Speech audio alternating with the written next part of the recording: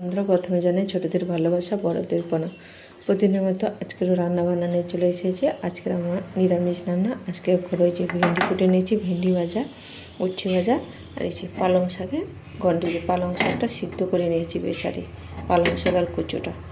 তাহলে পুরো ভিডিওটা দেখার অনুরোধ থাকলো। আর যারা নতুন দেখছেন সাবস্ক্রাইব করে বন্ধুদের পাশে থাকবেন। তাহলে কড়াইটা বসিয়ে ভাজাভুজিগুলো করে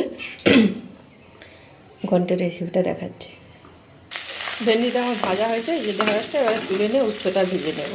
উচ্ছেটা ভাজা হয়ে গেছে, এবারে তুলে কড়াইতে তেল লাগছে, তেল দিয়ে দিয়েছি, গরম হয়ে গেছে। দিয়ে দেবো 5 ফোড়ন, তেজপাতা, আর এটা হচ্ছে জিরে আর ধনে বাটা।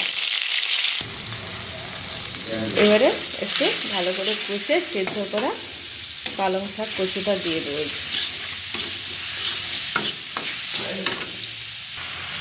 সেদ্ধ করা কষে নিয়েছি, এবার সেদ্ধ করা পালং শাকটা যে দিয়ে দিয়েছি।